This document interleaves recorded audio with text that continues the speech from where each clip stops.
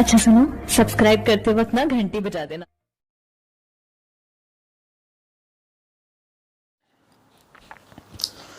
Hello dear student, कैसे हैं आप सभी।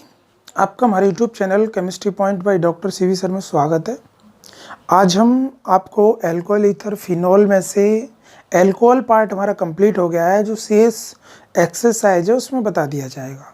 आज जो हमारा पार्ट है वो पार्ट नंबर 2 की बात करेंगे, जिसमें हम आज से ईथर स्टार्ट करेंगे पढ़ाना। क्या पढ़ाना स्टार्ट करेंगे? ईथर। और ये हमारा इलेक्शन नंबर फर्स्ट होगा ईथर का। ये ईथर का हमारा लेक्चर नंबर फर्स्ट होगा। आज ईथर के बारे में हमें जानना है कि ईथर है क्या। ईथर है क्या? देखिए, एक बात बता दूं मैं, ईथर को हम 3 तरीके से डिफाइन कर सकते हैं। एक तो एल्काइल ग्रुप से डिफाइन कर सकते हैं, हम कह सकते हैं ये एल्काइल ग्रुप का डेरिवेटेड है।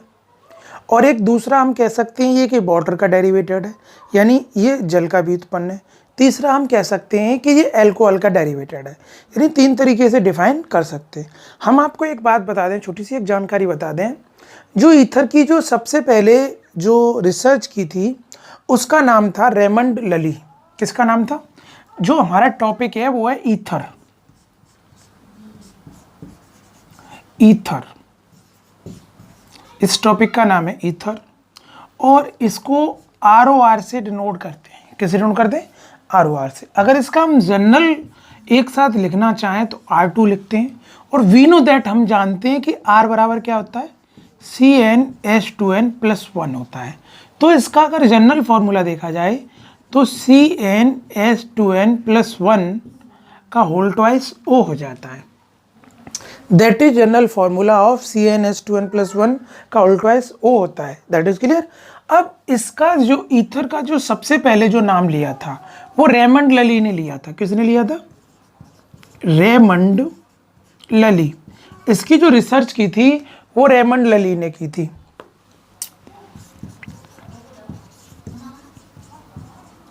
रेमंड लली,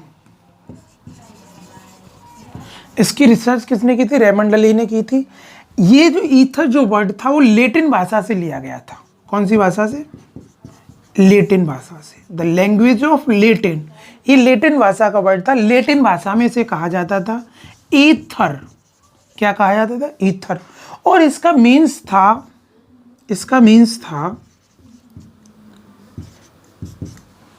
साफ आकाश। क्या मीन्स था?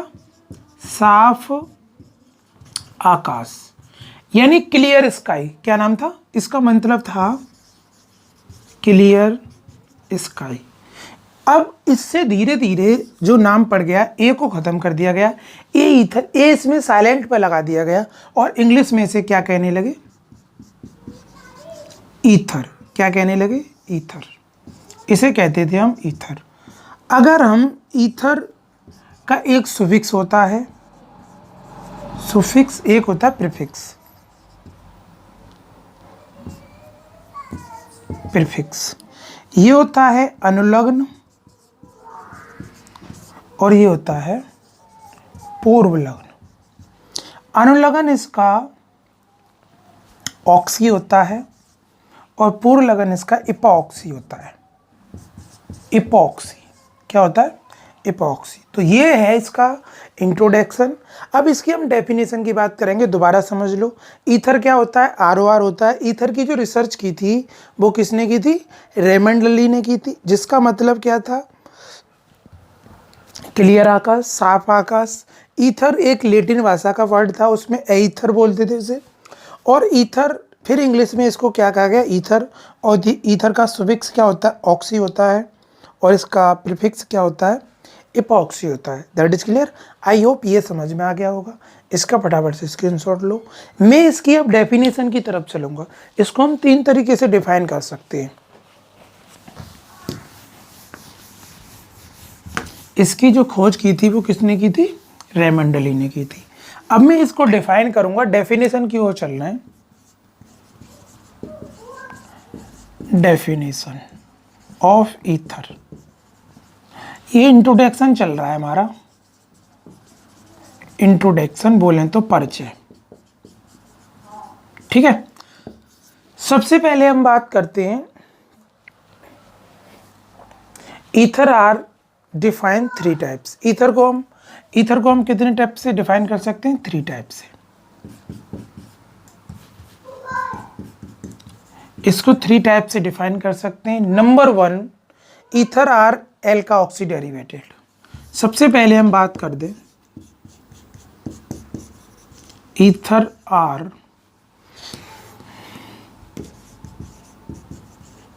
एल्का ऑक्सी डेरिवेटिव्स, यानी यह ईथर एल्केनों का एल्का ऑक्सी व्युत्पन्न होता है। ईथर एल्केनों का ईथर एल्केनों के एल्का ऑक्सी व्युत्पन्न होता है। कैसे होता है वो अब मैं बताऊंगा। हमारे पास क्या होता है? ऑक्सीजन, और ऑक्सीजन है, इसके पास 2 वैलेंसी फ्री होती है। इसके पास कितनी वैलेंसी फ्री होती है? 2 वैलेंसी फ्री होती है। अब 2 वैलेंसी या तो इलेक्ट्रॉन एक्सेप्ट करके करेगा या फिर इलेक्ट्रॉनों की शेयरिंग। ऑर्गेनिक केमिस्ट्री में हमेशा इलेक्ट्रॉनों की शेयरिंग होती है। तो ये अपनी कंडीशन को इस तरीके से शो करेगा, दैट इज ऑक्सीजन। अब ये क्या करेगा? इसके पास ये बोला ना एल्केन, अब एल्केन क्या होती है? CnH2n+2 होता है। अगर इसमें से, भाई ये तो कंप्लीट है, इसको जोड़ने के लिए मुझे इसमें से एक हाइड्रोजन रिमूव करना पड़ेगा। जब हाइड्रोजन रिमूव कर दूंगा तो इसका कुछ फंडा ऐसे बनेगा और यहाँ ये बॉन्ड फ्री हो जाएगा, यानी यहाँ एक बॉन्ड फ्री हो जाएगा और ये हमेशा पॉजिटिव कैरेक्टर में चला जाएगा, और इसे हम बोल सकते हैं आर। तो ये इस तरीके से, और आर को बोलते हैं हम एल्काइल। क्लियर? तो अब मैं डिफाइन करूंगा कि अब इसमें क्या होगा, इसमें 2 आर आके यहाँ जुड़ जाएंगी, तो ये क्या बन गया? ROR। इसी को हम कहते हैं ईथर। अब ईथर के एग्जाम्पल जैसे CH3 that is ether example, और बात करें CH3O C2H5 that is ether. ठीक है, तो ये ईथर के एग्जाम्पल है। पहला हमने डिफाइन किया, that is derivated of alkoxy, यानी ये किसकी डेरिवेटेड है? Ether are alkoxy derivated, यानी ईथर एल्का ऑक्सी के डेरिवेटेड है। अब मैं दूसरी बात करूं, water derivated.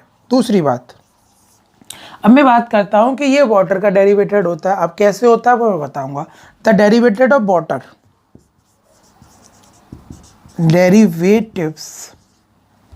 Derivatives of water, यह जल के व्युत्पन्न होते हैं।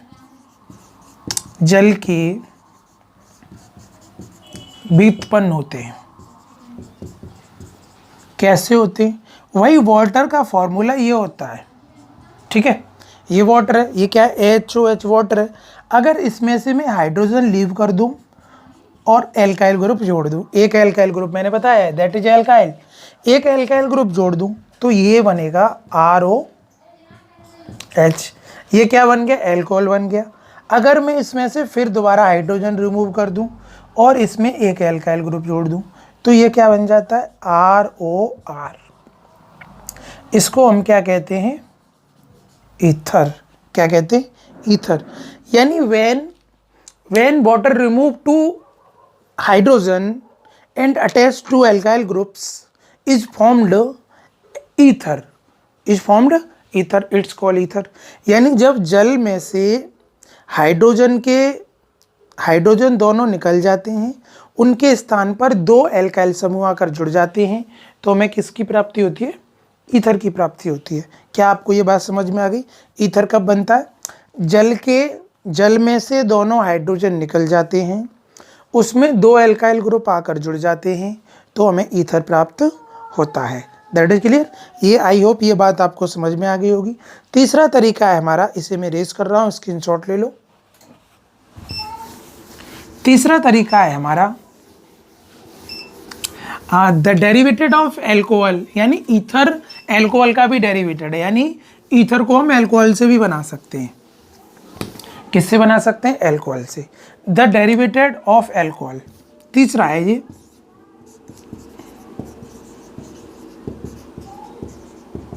डेरिवेटिव्स ऑफ एल्कोहल्स, एल्कोहल के व्युत्पन्न से, एल्कोहल के व्युत्पन्न से।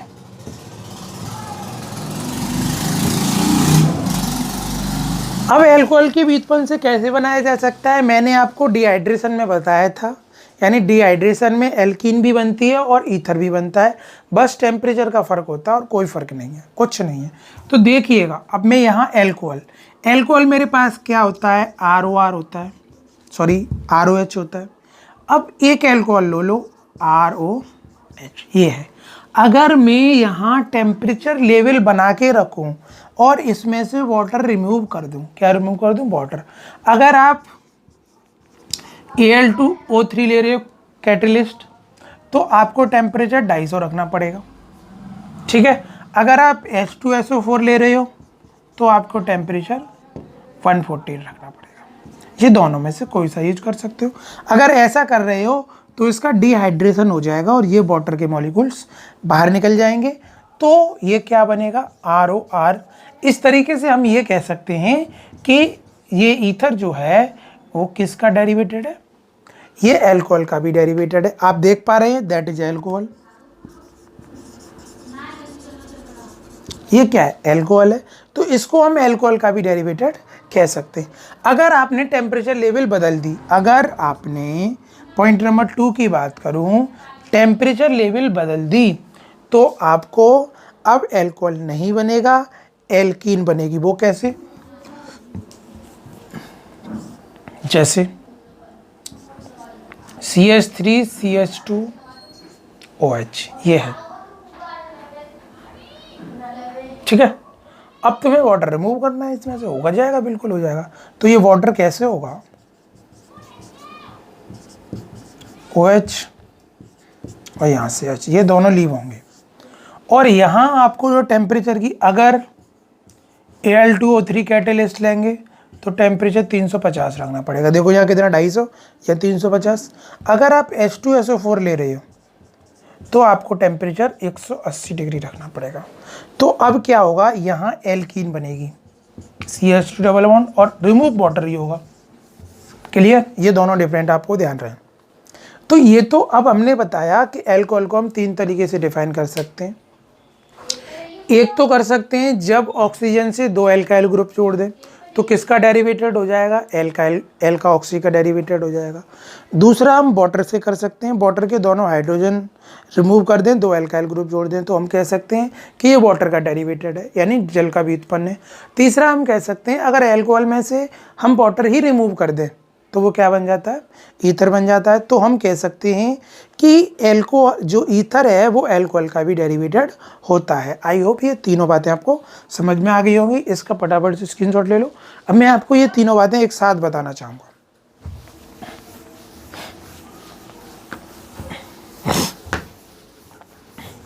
अब एक साथ समझ लो जिससे कि आपको याद रहे ये बात। देखिए अब क्या है, हमें तो ईथर बनाना है भाई।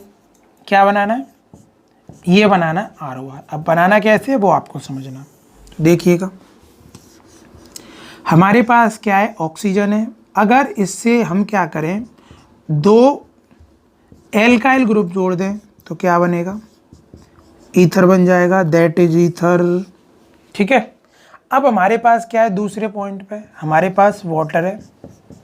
अगर इन दोनों हाइड्रोजनों को हम रिमूव कर दें और 2 एल्काइल ग्रुप जोड़ दें तो क्या बनेगा, ईथर, ROR बनेगा। अब क्या है हमारे पास है एल्कोहल। क्या है, एल्कोहल, यानी ROH और ROH। इसमें से हम वाटर रिमूव कर दें, क्या रिमूव कर दें, वाटर, यानी यहाँ से वाटर रिमूव कर दें तो क्या बनेगा, ROR। तो ये तीनों ही हमारे पास क्या हैं, ईथर हैं। क्या हैं जी भाई, ईथर। That is clear. तो ये किसका डेरिवेटेड है, ये ऑक्सीजन का डेरिवेटेड है, जैसे एल का ऑक्सी कहते हैं। ये वाटर का डेरिवेटेड है, ये अल्कोहल का डेरिवेटेड है। आई होप आपको ये तीनों डेफिनेशन आपको क्लियर हो गई होंगी।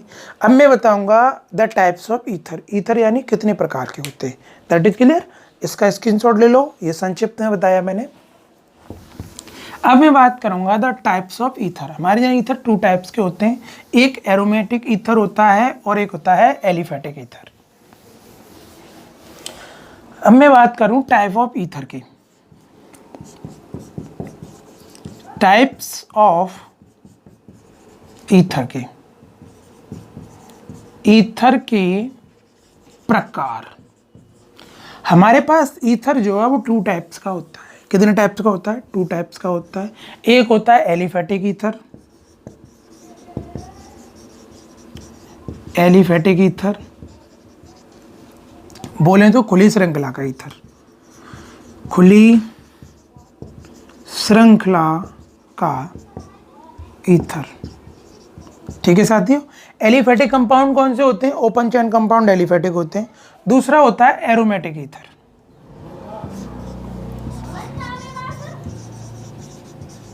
एरोमेटिक ईथर यानी बंद श्रृंखला का ईथर, बंद श्रृंखला का ईथर। That is clear. अब एलिफेटिक ईथर होता है वो ये होता है ROR, ये है। और एरोमेटिक ईथर जो होता है वो होता है AROAR।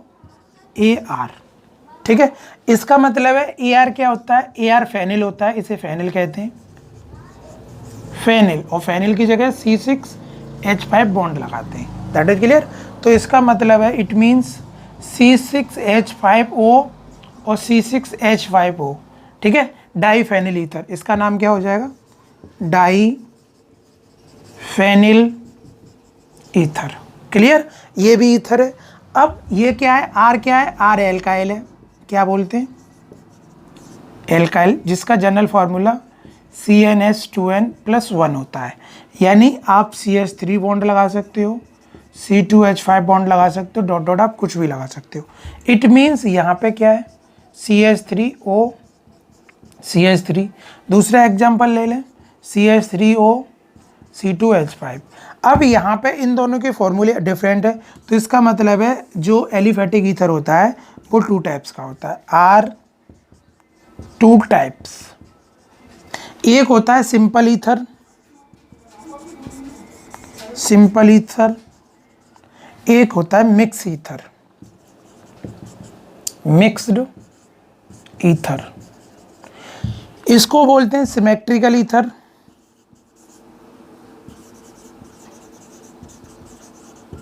सिमेट्रिकल ईथर बोलें तो इसे बोलते हैं समान ईथर। ये होता है अनसिमेट्रिकल ईथर,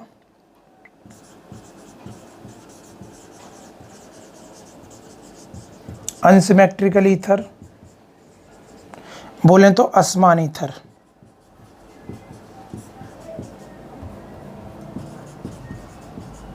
अब आपको समझना है ये समान ईथर क्या है, असमान ईथर क्या होता है। When oxygen attach to alkyl group same, when oxygen attach to alkyl group same, जब एल्काइल ग्रुप सेम होते हैं दोनों तरफ, उस ईथर को हम सिमेट्रिकल ईथर कहते हैं, यानी समान ईथर कहते हैं। That is clear. जैसे फॉर एग्जांपल आप समझेंगे, यहाँ CH3O CH3 दोनों तरफ देखिए समान है, C2H5O C2H5 दोनों तरफ देखिए समान है। ये होता है सिमेट्रिकल ईथर। अब बात आती है unsymmetrical ether. When oxygen attach two molecules alkyl different different, यानी दोनों तरफ, एक तरफ तो R और दूसरी तरफ R'। इट मीन्स क्या मतलब है? एक तरफ तो CH3 और दूसरी तरफ C2H5। इस तरीके का अगर ईथर मिलता है तुम्हें कहीं, तो ये होता है अनसिमेट्रिकल ईथर। मैंने आपको एल्कीन में जब आया था, वहाँ पे जब रिएक्शन हुई थी, हमने जब हाइड्रोलाइसिस कराया था, वहाँ पे मैंने एल्कीन बताई थी सिमेट्रिकल और अनसिमेट्रिकल। तो सेम कंडीशन है, जब एल्कीन के दोनों तरफ सेम ग्रुप जुड़ रहे हो, देखो ये सिमेट्रिक एल्कीन थी, ये सिमेट्रिकल एल्कीन है। और अनसिमेट्रिकल कौन सी बताई थी मैंने? CH3 CH double bond CH2। देखो ये अलग अलग है, तो ये अनसिमेट्रिकल, ये सिमेट्रिकल, सेम कंडीशन। ये अनसिमेट्रिकल ईथर है और ये सिमेट्रिकल है। जब एल्काइल ग्रुप दोनों तरफ सेम जुड़े हों तो सिमेट्रिकल होता है, और असमान जुड़े हों तो अनसिमेट्रिकल होता है। आई होप ये बात आपको समझ में आ गई होगी। अब इसी तरीके से एरोमेटिक भी 2 टाइप्स का होता है। एक होता है symmetrical ether, symmetrical aromatic ether.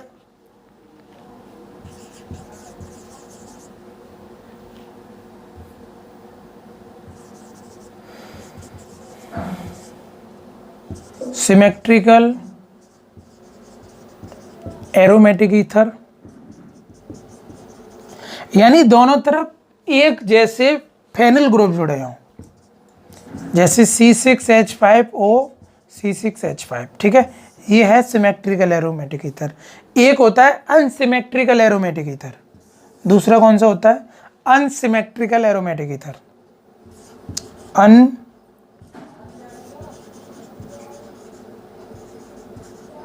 Unsymmetrical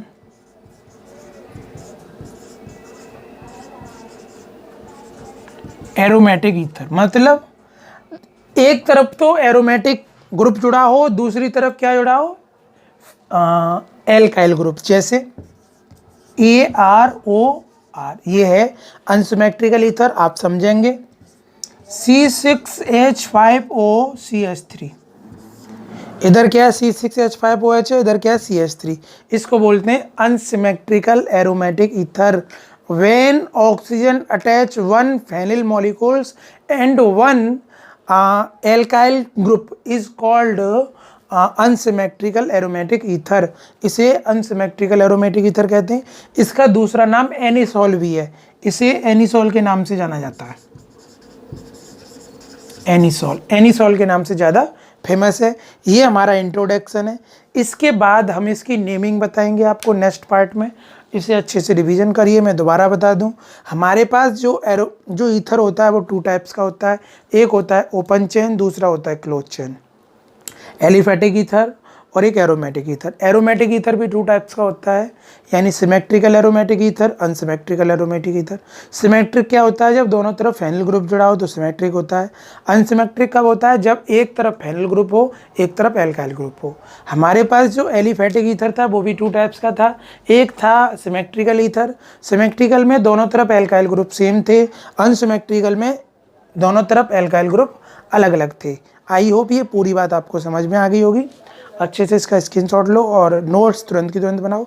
और सुनिए, जो मैंने एल्कोहल पढ़ाया है उसके नोट्स इस वीडियो के डिस्क्रिप्शन बॉक्स में मिल जाएंगे, वहाँ से आप डाउनलोड कर सकते हो। ठीक है, तब तक के लिए जय हिंद, जय भारत।